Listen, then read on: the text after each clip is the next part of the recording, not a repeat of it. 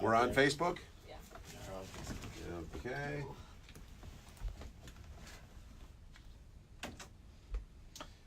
Welcome to the 101, brought to you by Whiteside, Chrysler, Dodge, Jeep. In 1 week, I will get that. Even though it's written down in front of me, I'm going to nail that. Probably after we come back from break. This week, I've got a guest with me who's a recurring guest, and I think is going to be here a lot more often. A friend of Madison Gillespie, as I said, R.I.P. Madison, who's in Denver, not coming back for months and months. But we've got his good friend, Dr. Ryan Brown. Ryan, how are you? I'm doing fabulous. I've noticed you're doing a lot of shows, a lot of Facebook shows, a lot of radio shows lately. What's going on with that? I don't know. I'm always somehow finding my way to places. Yeah. There's nothing crazy going on, but... Well, what I like is when I was doing some research about things we were going to talk about today, Yeah. Nothing is ever the same. So thank you for making it very difficult to put together a rundown of what you've been out there promoting. Yeah. Tell people your background. You have two different companies, but I want them to know. We're going to touch on both today. Okay. But kind of the core values of who you are kind of dispelled through both of these organizations. Sure. Yeah, I mean, where I'm at today is not where I was at yesterday or the day before or even a year ago or 10 years ago. And it's funny as we all look back to where we were 5 years ago, or if you flash back to high school, and, you know, we're all evolving. And the businesses that I own and everything that I do with my customers and in my day-to-day life, it's always evolving.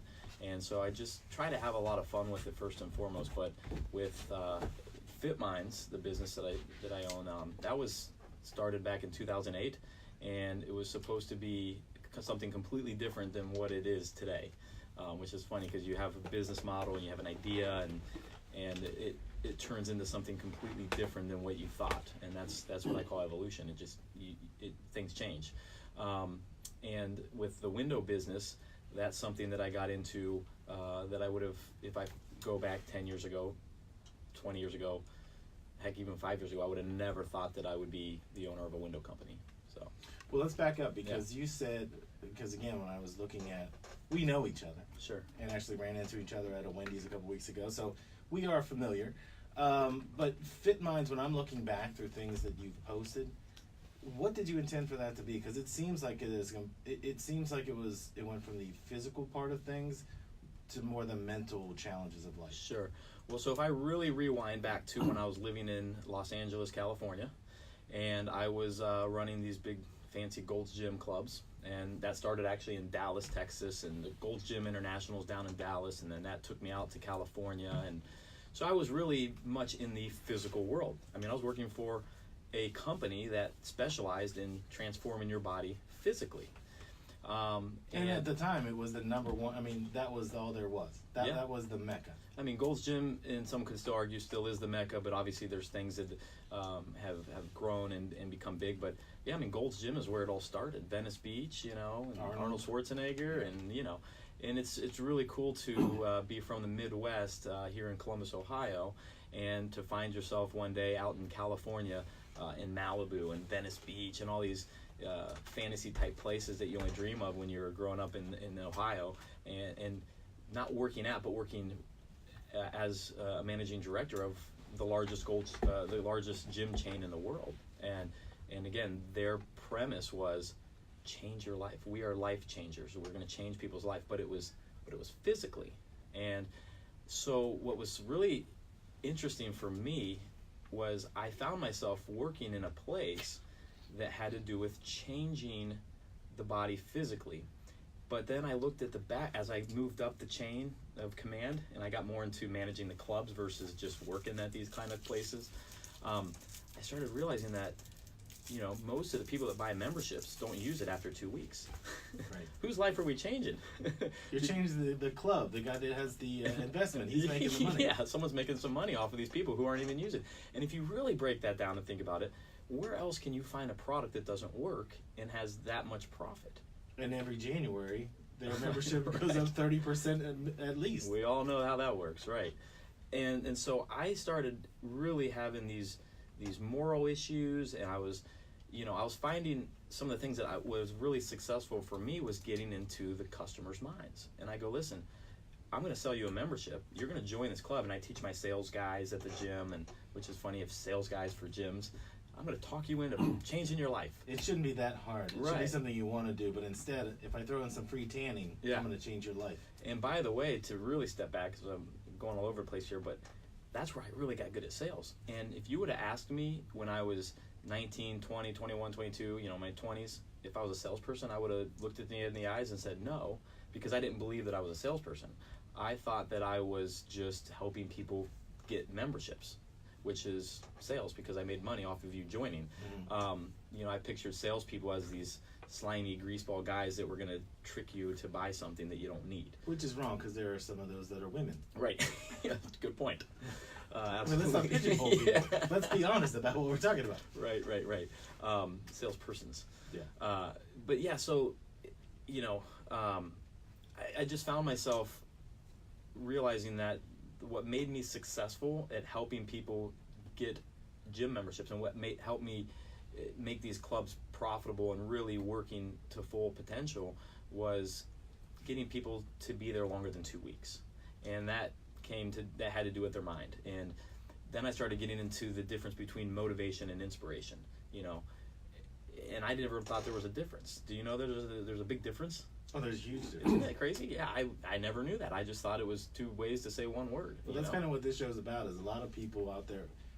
The reason we started this was there are people that you and I know, but there's hundreds of them that all want to start a business. Like they have the inspiration to do something. Right. But they're not motivated to take the painful step and do it, to be out there on their own. The whole reason we bring people on is so that people hear the story of somebody that took that leap, and it really wasn't that painful. Right. You have that area where you're lost for a minute, but the motivation is what makes that inspiration, into a fulfilling prophecy for yourself. Right. That's where I see the gap, is somebody like you, where you have two different companies, and I'm sure it doesn't bother you. Like, there probably aren't a lot of bad days, right? You have your challenges, but you look forward to that. Right. So many people give up before they get started because they ask someone else. Right. Should I do this? Does this make sense? How do I make money? And they're looking for that one person that kind of kills that dream off and says, how are you going to get benefits? How are you going to make money? How are you going to get it done? That's the whole reason we want people that have small businesses on here, is that if you're waiting for somebody to give you that inspiration, the doc is here and he'll tell you, and I will tell you, just do it. Get out there and do it. Yeah. And that was the whole thing, is when I was working in these gyms, and to get out of this talk about the gyms, but I realized that everybody knew what to do when they were in the gym. They didn't need a personal trainer.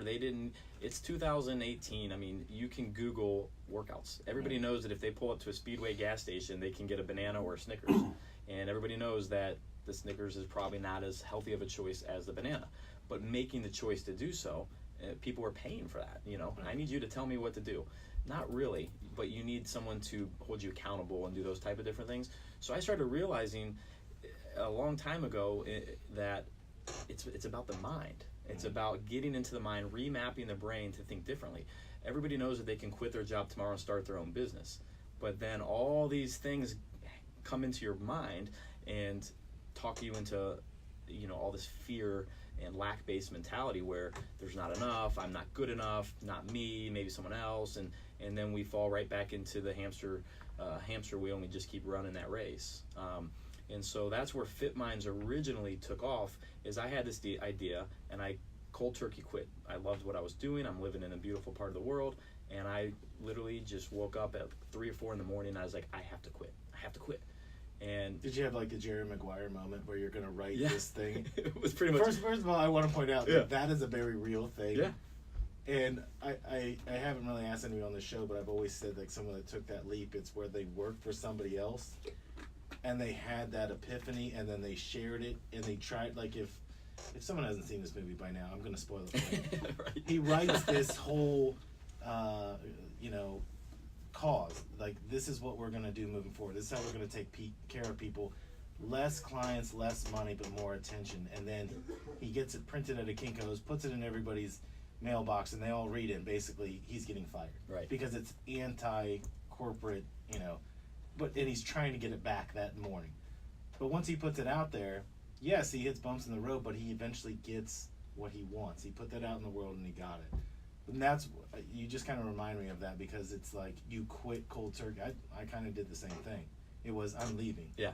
And I couldn't undo it. Yeah. You know? It was one of those things, like I'd said it and I didn't think about it, and about 90 days later I remember waking up in a cold sweat like, what did I just do? In which, by the way, every single person you tell, including most likely your family that are close to you, best friends, will all tell you you've lost your mind and you're crazy. I had people come to my house like it was a suicide watch. Right. You know, they were just like, you know, whatever's happening, we'll help you through it. If you're just looking for, and I'm like, no, I really thought this through. Yeah. But it was like that daily visit of, hey, I just happened to be in the neighborhood. I'm like, you just happen to be 25 minutes away from your house and be in my driveway. Right. But, you know, I mean, thank God you have those people in your life that are checking on you. But when you take that leap, other people aren't going to get it. Right. Yeah. It's crazy, and that's my story. I mean, that's what happened. I was working, and, you know, a lot of times people quit because they're not happy with where they're at, and I get that. You know, you're in a bad relationship, you're not happy, you get out of the relationship. You're in a bad working relationship, you're with a bad company, and you're not happy, and you get out of it. You start something on your own, you move to another place. I was really genuinely in a good spot. I just had this inspiration, not a motivation. I'm not going to start this business because I'm going to make more money. That's external. I'm not going to start this business because of X, Y, and Z. It was an inspiration thing, and I really didn't have all of the well thought out things, which most people probably should do.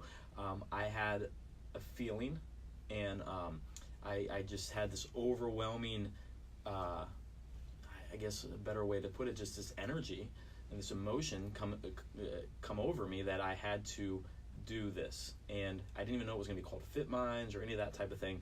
But it was originally... So it's not like you had a business plan. No, I had no business plan. That's my favorite thing when someone says, do you have a business plan? And then something like this, you couldn't have a business plan because you're like, I'm just going to deal with people's mental faculties and I'm going to put them on the right track. Yeah. So you're a psychologist? Well, not at the moment, but I'm going to do this. Yes, I'm going to do this. Yeah, and at the time, by the way, I had 0 credentials, no certification. You know, I had started reading, actually at the time, a lot of books, which is probably getting into my mind and opening me up and evolving my mind to something bigger and greater. And what's fascinating is I didn't quit this job and then all of a sudden have something lined up. It was, again, a rash decision, which I don't necessarily recommend everybody. This is just my story. And I lived on a beach with 2 yellow labs, a trash bag of clothes, and my laptop. Yes, this is definitely, don't recommend this whatsoever. Yeah. This is not the way to go. I was basically, I mean, I literally was homeless because, but it was by choice. I literally was that guy that was searching. I mean, but again, I was only 27, 28 years old. So I think a lot of people are searching at that age anyway, for what is the meaning of life, what's the point. And I've always asked those questions, but now I felt like I was getting really close. Like I was having these overwhelming thoughts of man, I think I'm getting it. I think this is where I need to go. How do I get there? Don't worry about how. Just follow your intuition. Follow your heart. Let your heart be your guide, as Jiminy Cricket would say. Or does he say your conscience be your guide? Let's just say both quotes are good. I like both quotes. But I found myself on a beach. And you do have those questions sometimes going, what did I just do? I just left a really great company, a really cool job, making a lot of money, and now I'm on the beach. And I go, that's cool. Like, I actually liked it. And that's how I knew I was on the right track. The fear wasn't there. I did sell a lot of stuff. I was homeless. I had some money saved up, so that helped. So I wasn't like freaking out how I'm going to eat this week or something. It wasn't that kind of homeless. It was a by choice homeless. You were homeless with a bank account. Yeah, I was homeless with a bank account and a storage. I did have a storage garage, which was funny because I had some friends who they'd drive me over because I sold my car and everything, literally, and they would drive me over to the storage garage so I could get like change of clothes and different things. So I did have like kind of a storage closet with like a couple trash bags of clothes in there. But the point behind all of that was I was following this intuition of this greater, biggest, grandest vision that I had of what life for me was supposed to be and changes I was going to make to myself that I felt could impact a lot of people. And then I didn't know that I was going to be on the beach for a week or 2 weeks or 6 months, 6 years. It just happened to be 6 months. And around the 6 month point, I had another kind of awakening, as you call it, and I just had this aha moment that I'm supposed to drive back to Columbus, Ohio and start this little business. Because even when I quit the job, it wasn't to start a business. I just had to get out of that. And it freed my mind for a lot of other things. But I drove back to Columbus, and that's a long drive. Especially with no car. Yeah, so I rented a car. Oh, okay, good. Yep, and I did rent a car, threw it on a credit card, and on my way back to Columbus, and halfway through this drive, about I think something like 14, 15 hours into this drive, I just started having these aha moments, and just one after the next, and it was supposed to be FitMinds, and I was going to train gym owners and personal trainers how to get their clients where they need to be, but through the mind and through psychology. Now, keep in mind, I have no credentials. This is all just thoughts and ideas. And it just kind of all evolved from there, and that took me down a rabbit hole that I never thought I'd get into, which is understanding how the world works non-physically. And I came from a place that everything had to do with the physical world, our bodies. And I didn't realize until all these aha moments that there's a lot going on out here in our minds, and that's what I was so fascinated with, and that's where my journey started taking me.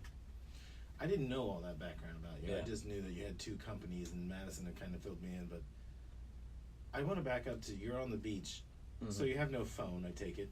It's 2008, 2009? I did have a phone. So how many people are Phone and calling laptop. you to either, like, you need to come back to your job, or they're calling because they're concerned? Like, you've made a big decision in your life, what you're going to do with your life, even if it's just unplugging from the corporate world for a while.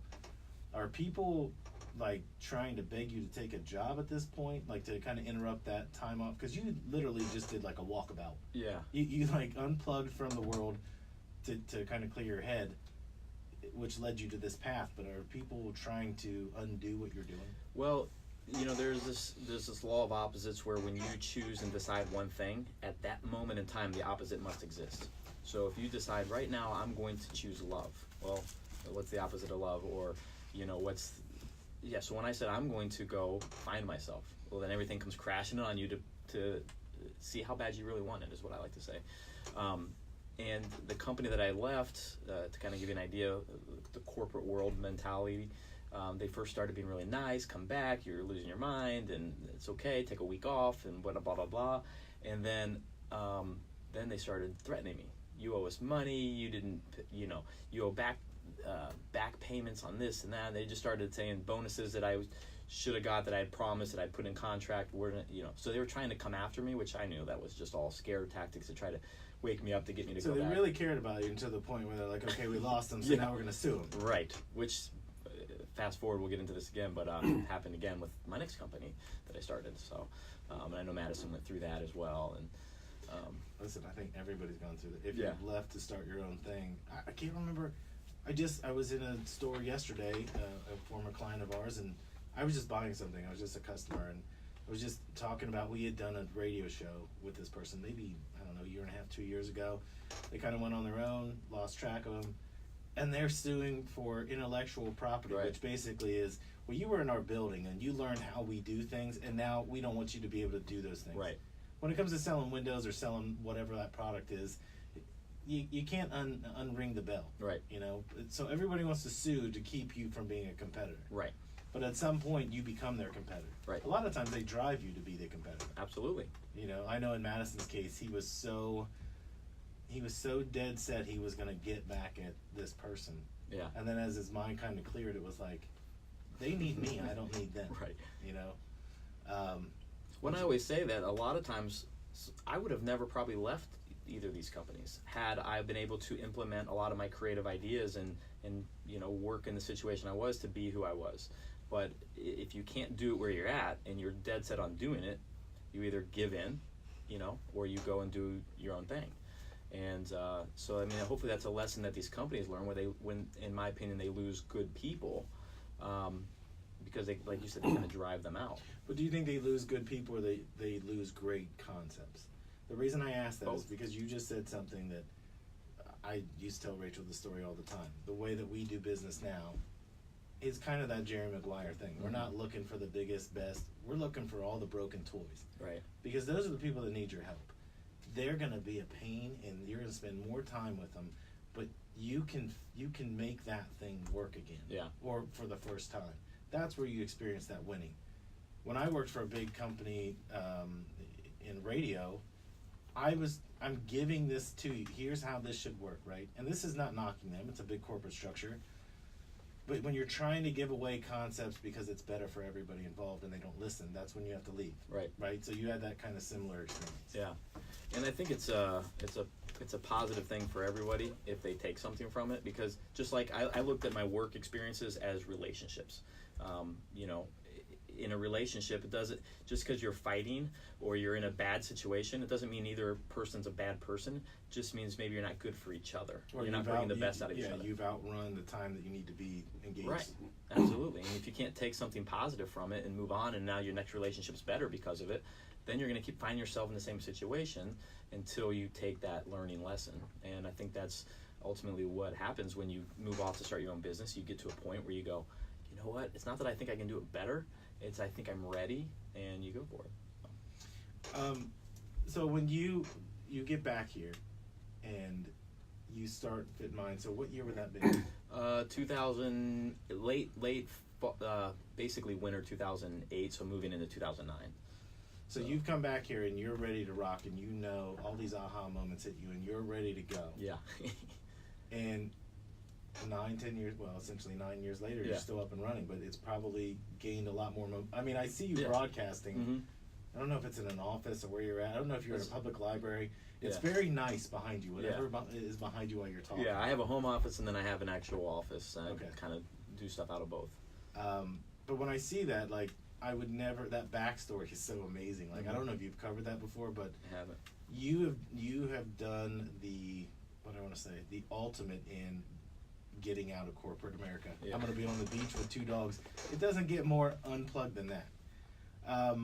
But I want to talk about when we come back from the break. I don't want to, you don't have to give it to me all right now. What I want to know before break is, when you start that up, you're back here in Columbus, what's the first thing that you did? It's pretty funny, because the first thing I did is go, I need some money.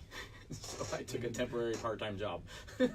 Well, listen, you assessed what you needed was cash flow. Yeah. So you had to get it, right? That's right. Yeah. What was that job? Well, it's what I knew. It was working at a gym. So. So your previous experience paid off. Yes, it did. But it was kind of, I made an understanding with this company, and I'd been in the industry for so long, I had actually knew this.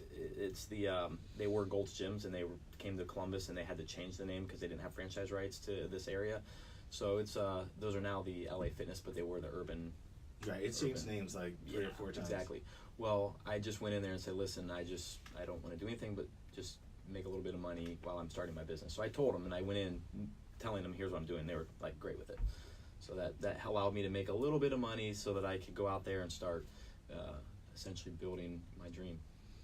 Which is cool, because again, if people are starting, you have to have something in reserve. Yeah. Because you're going to go without a paycheck. Yeah. For 30, 60, 90 days. Right. Sometimes 6 months. But that shouldn't deter you. If you're hustling on the side to keep it afloat, eventually once you get it up and running, it will take off. As long as the priorities are there and you got that target, because if you can fall back in that trap where you're making a little bit of money, and then that money is not going into your business, it's going into a new car, and you just keep, then you're back in the game, back in the race. Did you invest that money, that you put 100% back in the business, or did you put it into yourself? I'm asking that for a specific reason. Yeah, I basically put everything back into myself, which was the business, but I know what you mean. It went into educating myself and building the brand. Yeah, so the business. Which is important, because again, you'll get a series of small wins here and there, and then someone will be like, "Oh, you got to treat yourself," and they'll buy a fancy new suit, or they'll buy a new car, because this is going to happen every single month. And again, it's a small series of wins that build up to a bigger battle plan. Sure. But if you've only won once, you better make sure that you got enough weapons to fight the next battle. And I've seen people, they start off really great, and after 6 months, it just falls off the table because you didn't prepare to be successful long term. That's very true. But we will talk about that after the break. I want to get more into that. We're going to go to break now. You're listening to 101, brought to you by Whiteside, Chrysler, Dodge, Jeep. You got it right going to break. I know, because I wrote it right off the paper. That's why I wrote it down for you. No, I appreciate that. All right, so I want to go into I want to talk more about FitMinds. I don't want to cut that off, but we got to introduce free windows. Segue. Yeah. Yeah, the 30-second, Freedom FitMinds was supposed to be a sales training company, Right. for the fitness industry. That was my niche. That's what I knew. Well, I took a job selling windows to make some cash, and all the training that I had from selling memberships, which by the way is the hardest thing to sell because you're selling something that people don't want. They don't want to go to the gym. They don't want to put the effort out. Yeah, you're talking to somebody and you can do it, buddy. Come on, let's do it. I'll come back tomorrow. No, you're doing it today. $30 a month. Get off your ass. Yeah. And so when I started selling windows, I was doubling everybody because I had all this background and knowledge and selling, and I was great with customers, and so that turned into a whole thing where I was just doubling the top sales guys. And so that's where all my knowledge in the window business came, and then I'm like, God, this would be an easy, great, fun business to get into. And just kind of evolved. And so that, not to get into this part on the air, but my thing that I'm going through now, and I've been talking a lot to my wife about it, is that... You're on Facebook Live. Oh, yeah. But yeah, no, it's just the split identity of everything. Right. Like, what's more important? Which business? Do I focus on this? Do I focus on this? So. I know where I'm going. Okay. Ready? Ready? Yeah. Welcome back to the 101, brought to you by Whiteside Chrysler Dodge Jeep. Thank you, Jimmy, for writing that out for me. Still here with Dr. Ryan Brown, and I gotta say, recapping the first part of the show, that was the most amazing story of anybody. That you didn't just walk away from the business, you walked away from an entire lifestyle. Yeah. What I want to do is I want to make the easy transition into windows, because you have FitMinds. That business you started basically in your head working at a gym, then living on a beach, driving back here. How do you get into windows? Because that's your second company. You didn't stop just with one piece. Yeah. Well, FitMinds was always a passion. And like I said, 9 years ago when I started it and had this thing, it wasn't ever a business. It was always just me thinking that I could be helping other people and do what I was doing there, but for a lot of people. And then it turned into me becoming a life coach and getting certified and then getting credentials. I went back to school and got more degrees. And, so it was really just, FitMinds was becoming a brand of Ryan Brown and me going through this rabbit hole and uncovering more about me and life and everything else. Well, in the meantime, I was, working and making money. I had the day job, even though I started the business on the side. And I was having a lot of fun with it. I always say it's like a musician who loves to play music. They're not so worried about getting a Grammy. They're not worried about putting out the next best-selling CD. They just love to play music. Yeah, like there's an open mic. It's your passion, so you're going to get out and do it. Yes, and FitMinds was my passion. I just loved helping people, and that was the thing. Well, then I started realizing later that sales is helping people. You're transferring knowledge. You're helping people get what they want and need. And over the years, I'd become very good at it. And so Freedom Windows became because I was working within the window industry and having a lot of fun with it. And, I saw a need for things to be different. And the more I studied and learned about the way the universe around me works and the way humans interact with each other, I felt that I had a really great concept for a window company and the way it would work and help a lot of people. And then I just had to find the right products and those type of things. So that's the birth of Freedom Windows. And what freedom means to me is, the reason I call it Freedom Windows is it really was the one thing that set me free. Free from having to work for somebody else, freedom financially, having other people that may work for me helping them become free in that way, where I don't be that certain boss and I help them make money. And so freedom has a lot of personal things behind it, but that's where the brand really started. I kind of like it better that it's not your name. Like my company has my name on it just because it was the easiest thing to get an LLC. Yeah. But when you think about it, that is a name that can pass down. You still started it, but it could pass down 60, 70 years beyond you. Yeah. Because it's not, Brown Windows. That actually probably would sound terrible. Brown Windows. Brown Windows. Get your brown windows today. We also have white ones. But yeah, and it's funny you say that, because if you go back to my concepts when I was creating the business plan and making logos, and I love to be creative and hands-on, so I was designing logos at home. I had softwares and just different things, and I had Ryan Brown windows, or Ryan windows, Ryan exteriors, and I had all these concepts, but freedom just was such a powerful word to me in my own personal life, and everybody's. But right. So that's where it evolved. No, I thought it's kind of like when you're trying to come up with a name, you want something that's not. I think a lot of times you put your name on something and then you're worried it's going to fail so much it does fail. Yeah, whereas that's the law of attraction. Yeah, but I mean, you're putting the name has a passion and an energy for you. So when you're putting that out there, it really means something to you. Like, you're proud of seeing that name on a shirt, or hearing it on a commercial, whatever it might be. I wanted to ask you. You said sales equals helping people. Now, you said that on a show that I listened to a day or two ago. What do you mean by that? I mean, I know what you mean, but I want you to explain how the functions of how you're helping people. Yeah. So, again, back to when I was working in the fitness and health world, I didn't think I was selling anybody, because I genuinely believed that I was helping people get a healthier lifestyle.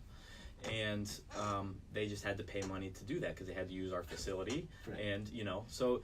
Well, nothing is free, so there's nothing wrong in saying that. I just like the way you go, I can help you. You just have to pay me. Yeah. But that's how it works, right? Yeah. Time's money, and you have to have a facility and this and that. But regardless, I had this for the longest time in my 20s. I had this idea that's like, I would meet people and they'd say, "What do you do?" And I didn't want to say sales. I had this negative connotation in my mind that if I said sales, I was going to instantly be put in this, You're a guy trying to sell somebody a Hyundai at the end of the month. Yeah, or whatever. Yeah, absolutely. And so I just didn't want to. It's kind of, I guess, like I'm a defense attorney. Like right. It's just. Well, that is a cooler thing to say. I'm a doctor. I'm a lawyer. Yeah. If you say you sell something, I think everyone thinks you sell like fish sticks. Yeah, I'm a Cutco knife guy knocking on your door. Well, I always hated that term. I would never say, when I was a kid and people would actually knock on the door. Yeah. It drove me nuts, because they would be wearing a suit to sell you an encyclopedia or sell you a vacuum cleaner. Yeah, and I thought that's how I thought sales was. Absolutely. So I never wanted to do it. And that's why for my adult life I've always been in sales. Yeah. Yes. Because it just landed here by accident, but I never had to wear that suit to sell a vacuum. Yeah, and we speaking of the word freedom, speaking of the word sales, and things like abundance, I always talk about.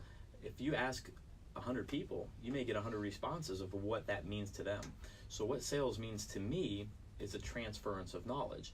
I believe that if the teacher's selling the student, the kid's selling his parents for new shoes, the husband's selling his wife on what he wants to do in the weekend, there's just, everybody's selling everybody.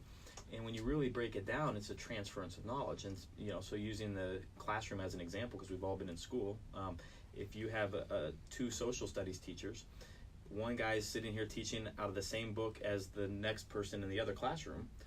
The kids love to go to Mr. Jones' class, and they hate to go to, Mrs. Jones' class. What's the difference? The same book, the same school, the same students. One person's able to take the knowledge in that book, or the information in that book, and give it to the next person. And in such a way that's engaging, it's fun, they can learn. This class they're getting A's and they love going there. This class, they're all failing out. You have two salespeople that work for the same company. One person can't sell anything, the next person's lighting it up. What's going on there? Well, it's kind of like coaching. If you look at coaching is a great example. How does one group of athletes under one person underperform under another? It's, oh, what a surprise team. Still the same people, just different person leading that charge. Absolutely. It's exactly the same thing. And you have kids all the time that will say, "Oh, I quit, soccer in my junior year." They were having a bad experience with a certain coach, where if they had maybe played on another team with a different coach, they may have gone on and played in college. Who knows? But that's what I mean by sales, is a transference of knowledge or transference of information.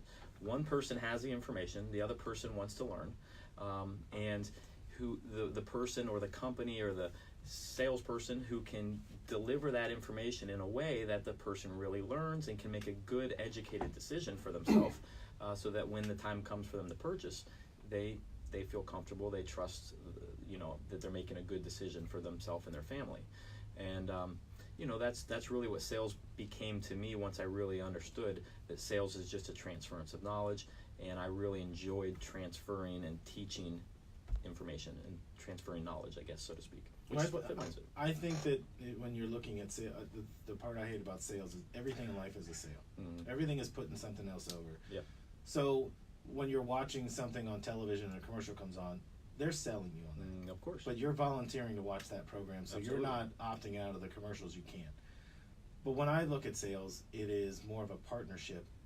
The way I always approached it was, I'm not here for me. I'm here to see if this is a match. And if this is a match, most of the time it's, is this a match personality-wise? If I don't enjoy spending time with you, I don't want you to buy anything, because it straps me to your hip, and I don't want that. But if we really get along, and all I'm doing is giving you the information, I'm not selling you. Salespeople are the ones that are jamming that down your throat because they've got a budget to hit or they got a car payment to make. That to me is sales. And I don't look at anything that we do or what you're doing as, you have a product and you are giving, here's the benefits, here's the drawbacks, here's the cost. Now it's on you to make that decision. But if we have we're going to be stuck together, especially in Windows or FitMinds, you're stuck to that person. You better make the right choice, because you can sell something to someone and they can't stand it afterwards, and they're going to remind you and anyone that's ever come in contact with you. Right. Whereas if you pick the right people, let's say you make a mistake, it's easy to go, you know what, that's my bad. Yeah. Give me a chance to make up for it. But that's a partnership. A sale is, I need you to buy this because I want something out of it. I don't care what you right. get. Yeah. In return on investment, a lot of people ask me that question. How do you determine return on investment for somebody? Because some of yours is more ethereal and others is Windows. You can say your heating bill, your air conditioning bill is going to go down. That you can track. But Sure. on FitMinds, how do you give someone a return on investment? Well, it's the same thing with the gym. How do you get a return on investment? We spend so much time working on different. How much time and money we put into our cars, into our homes, into different things. But putting knowledge in your mind is a priceless thing. My whole thing with FitMinds is having people have a happier, healthier experience, and I don't know how people can put a price on that. So I just basically say how important is your outlook at life being positive and happy, because if it's important, then you want to make the investment, because that's going to. Yeah, I guess I could break it down and sit here and say, well, if you were this much smarter, you could make this much more money, and right. That kind of thing. But I think it's a blind investment. I think it's more. I think there is the placebo effect, and I'm not saying what you're doing. I'm not criticizing it. What I'm saying is, you're going to know if somebody is down and out, if they're having issues with depression and all that. You're going to see it on their face right away, right? Sure. So you're going to be able to tell that somebody's mood has changed. But all you can do is give them the tools. If they don't apply, it's like a gym membership. If you buy an annual gym membership and don't show up, that's not on me that you put on 30 pounds. Right. Right? So if you are going to be part of the FitMinds program, you're going to see personal growth out of that. Yeah. But they're going to see it probably after you see it. Well, I think to sum up what you're saying and to kind of get to your, exactly, it just hit me when you're talking. I just thought of this. I used to try to change everybody, and I realized, even in my own life, you can't change anybody unless they're ready to change themselves. So I don't go after people and say, hey, join FitMinds. That was the whole thing, is like if somebody is somehow referred to me, they're going to reach out to me. And when they're saying, hey, I would love help, or I'd love to get better or become more successful, I'd like to get better at sales or better in my relationship, whatever it is, then now we have a starting point and we can focus together, like you said, building a relationship. But again, you're not selling them either. No. You're allowing them to me. get the information.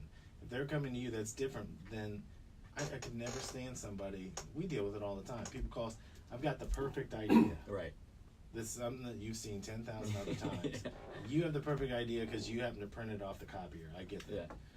But in your situation, you need them to buy in, right? They've got to buy in wholesale or it's not going to work. Mm-hmm. But that's why I think it's cool that you have that, is because you can sell all the windows you want. Yeah. That probably does give you some sense of pride.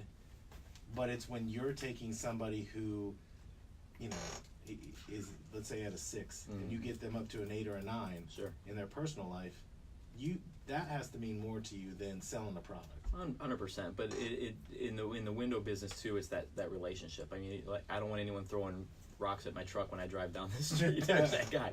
So, it all is interchangeable, and it is all about relationship building. But, to see a customer smile on their face when they see their beautiful new windows after they're installed, or to see somebody making personal breakthroughs, I mean, they both feel great. And they're two different kind of testimonials, but they got to be great. Yeah, absolutely. Yeah. I'll tell you what, we are going to go to break. I can't believe how fast this is moving, actually. We'll be back with the 101, brought to you by Whiteside Chrysler Dodge Jeep.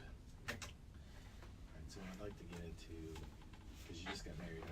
Recently. So I want to talk about work-life balance. Jimmy? You got 14, 15 minutes. Okay. So you got time. Cool.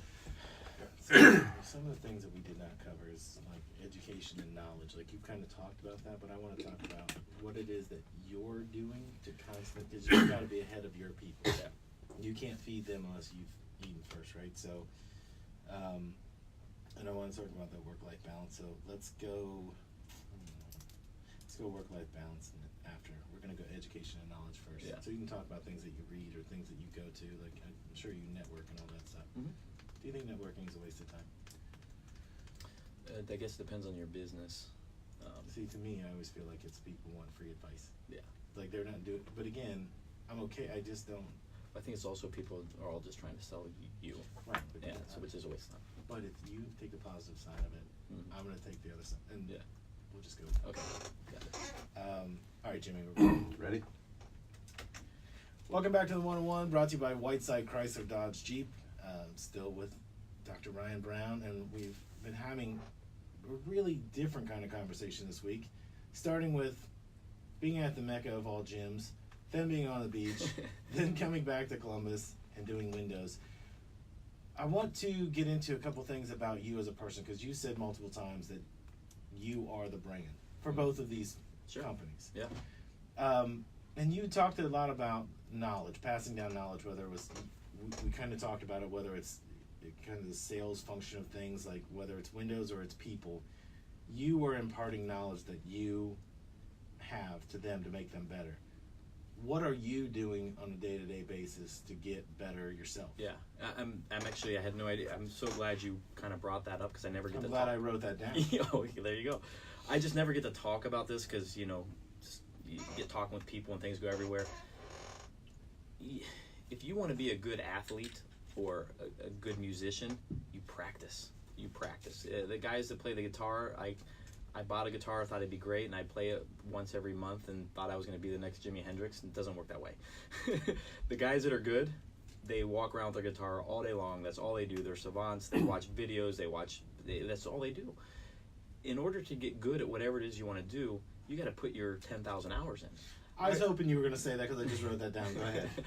Wait, can you explain what the 10,000 hour principle is first? Well, because people may not know what that means. Well, I think it just means before you really get good at anything, you got to put your work in. You got to put at least 10,000 hours. Meaning you're spending countless hours perfecting the guitar. And that's not just a made up number. That is actually research Right. that was done, and there's a book by Malcolm Gladwell. Yes. I always mess it up. It's not the tipping point. It is Boiling Point? No. that's Boiling Point. That was with Wesley Snipes. Oh, there you go. So also terrible movie. Don't watch that. But look up Malcolm Gladwell. I can't think of the name of the book. The point of that book is the 10,000 hour principle is not just, well, we think it works. It is the story of how the Beatles came to be, because everybody thinks that someone comes along the scene and they just pop in and all of a sudden they were perfect. That's what Ryan's talking about, and I just can't remember the name. It is the book. tipping point. There you go. See, you were right. Yeah, But you were Boiling right. Point is still terrible. Boiling Point is just a great quote. There's a cool bunch of stuff around there. Yeah, but I'm talking about the movie. Yeah, but no, go ahead. I tipping just want point people is- to know where the 10,000. We're not just making that up. Yeah, no, it's 10,000 hours. I mean, the bottom line, though, is on Friday nights when people are out having a good time being social, which is always fun to do, I was home reading the next, Tony Robbins book, or the next Jeffrey Gitomer sales book, or the next, whatever it was, or watching a documentary. And that was not because I wanted to do that to get better, meaning like, well, I'm going to open my own business. I better read this book. I couldn't get enough. It was just, I was a sponge. It's like, again, I use music as a reference because people can relate, but it'd be like the person who just genuinely loves the guitar, so they keep watching all the experts do it to try to, do what they're doing. I couldn't get enough of this self-help or this personal success, personal development. And so from age 15, I was into that stuff. I always was into that stuff. And it just, the stuff that I would choose to read started to evolve as I evolved and as I got more experience. So the books I was reading, last night versus the books I was reading 10 years ago are completely different books, but all still, I don't read a book like, I'm not going to sit down and read Game of Thrones. I'm going to sit down and read the next book by Neil Donald Walsh, or, the next book by Bob Proctor. So those are the things that are really important, I think, is that it doesn't happen overnight. You don't gather knowledge. They say knowledge is wisdom applied, so you do have to have the 10,000 experience. You have to have the experience to become successful and to become good at what you do and to know. But you have to learn from the other people that are doing it. And, you mimic them, you take from them, and you call them up on the phone and say, how are you doing it? You listen to shows like this. And that's Please so don't say important. that. Please don't listen to this show for anything. I mean, you're on it, that's good, but never listen to this. Yeah. Well, you got to find the people that are out there doing it. What's the quote they say? If you hang around the 5 people you hang around, you're going to be, or the 4 people you hang around, you're the 5th, or. Well, it's the usually five. good at It's the group of 5 that you spend the most time with. It's who you become the most similar to. Yeah. So, if you're hanging out with people who don't have goals and ambitions and don't want to do that, they don't want you to get better, because it means you're leaving them and then they feel jealous. Right. So they drag you back. If you find people that are setting the pace and it's faster than you, there's that first guy that was it Roger Bannister ran the 4-minute mile. Until he did it, right. no one knew that could be done. Right. But there I forget what it is. It's like every year there's like 30 more high school kids that are running a 4-minute mile, because once someone got there, they all realized it was possible. Right. That's the group of friends you should be around. Like, I found it. Madison was a good example of when he started going out on his own. His friends they wanted to leave too. Like, I've met those people. Right. And they're good people, but they all wanted to do what he was doing. Right. Once he left, there was a lot of people backbiting him. Right. But what they were doing is, I don't want you to leave because I want to do what you're doing. Yeah. Once you get out, a few months later, they're all on your side. Yeah. But it is, you're outgrowing me. Sure. And when somebody outgrows another person, it's kind of like you said in relationships. And that's all anything is a relationship with your work or your spouse or whatever. If you outgrow that person, there is resentment that grows on both sides. Sure. The person who's growing more wants that other person to adapt and come with them, and that other person says, we were fine just right here. Yeah. Sure, that makes sense. But, that's one of the things I find about entrepreneurs that I love. Like, I love being around people like you and all these small business owners that come on, because they all have I can learn from them. Yeah. But I'm not going to put the 10,000 hours doing windows like you have. Sure. That's not my passion. Right. But hearing you talk about it on a radio show, which is my passion, that's what really gets us going. Absolutely. But I interrupted you. I didn't mean to cut you off. We were talking about the sum of the 5 people that you spend your time with. I know there's cool quotes out there like that, but my bottom line with that quote is birds of a feather flock together. Right. If you want to be wealthy, look up online and figure out what wealthy people do and do that. Health is, again, a good example that we can all relate to. What does a healthy person eat for breakfast? What does a healthy person do? What do they wear? What do they do at 4 o'clock in the afternoon? Find people or that 4 o'clock in the morning. Or 4 o'clock in the morning. Everybody's on that Mark Wahlberg thing. There you go. That 4 a.m. Get up and work out and do all that other stuff. It helps if the gym is in your yard. Sure, yeah. Well, I'm the opposite. 4 a.m. is when I get up and start reading, and it's funny because my wife's like, go to sleep, get out your phone, because I'm like reading on my iPad and stuff. Cause is she laying there while you're doing it? That would be a great start to this new marriage of yours, where you're constantly reading while she's trying to sleep next to you. Yes, because I can't wait to meet your second wife. Yes, because hopefully she tolerates it. No, that's why she's my wife, because she's great. Well, and by the way, to move into that, I mean, like, speaking of my beautiful wife Mara, I mean, it's crazy, first of all, for me to say that, because this was a whole quick. We just got married in July, so I mean, that was a couple months ago, and we met a year before. So but if I would have met somebody, and I met a lot of girls over the years, you know, when I was in my 20s and stuff. But I knew that I couldn't be with anyone because I was on this path, on this mission.